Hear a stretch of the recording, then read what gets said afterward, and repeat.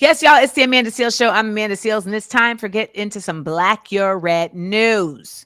Okay, so the state of Mississippi is aiming to close 3 state universities. Senate Bill 2726 was proposed by John Polk, a Republican.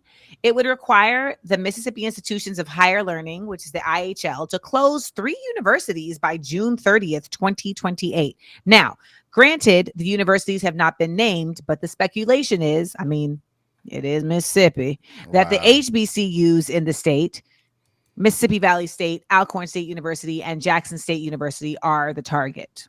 So there are supplementary materials explaining the bill's purpose, but they were not listed on the Mississippi legislature's website. Oh, They just didn't feel like people needed to know, I guess. And the IHL, which oversees the state's 8 public universities, if this bill passes, they will have until June 2025 to select which schools will be closing, with the closures mandated by 2028.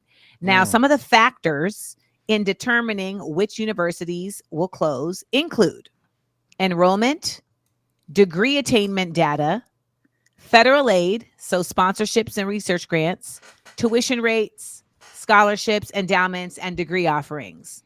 Now, I can understand why people from all of those alma maters all those HBCUs, they think that their school could be on the chopping block. There's a petition on change.org that's already been started to reject the bill. The petition has gotten over 13,000 signatures so far. Their next goal is to get 15,000 signatures.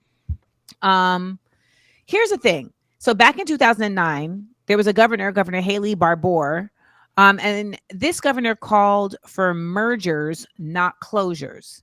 They urged the Mississippi University for Women to merge with Mississippi State University.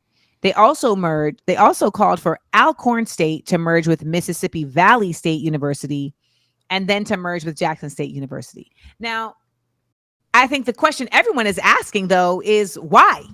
And there's no information on the site to really explain, like, why does this need to happen? Where did this come from? And when we look at the nation's efforts right now to silence Black voices, to roll things back in terms of equity, inclusion, diversity, it doesn't seem like a far-fetched mission of them to try and limit the ability for Black folks in Mississippi to get a higher education. And if it does get rolled into one school, then that means there's only one HBCU option in Mississippi, which is a state that is predominantly Black. Yeah, it just seems like this is just a plan, and they trying to, wheel it out without making it look too obvious. But it is obvious from everything that you just said that that's what they're trying to do. Well, I'm just glad to see people are picking up on it. They're not sleeping on it, because that is exactly what they expect, like you said. And, we always have to ask this question. But why should Black people care? How do we get into this? Because first they want to take away our history. First they want to take our history from being taught in schools.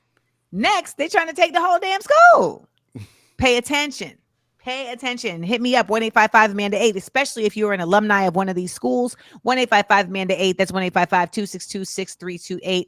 Let me know. When we get back, I will tell you about my weekend in Selma, Alabama. I was there to commemorate the march over the Edmund Pettus Bridge, and I'll tell you all about it. So don't go anywhere. It's the Amanda Seales Show.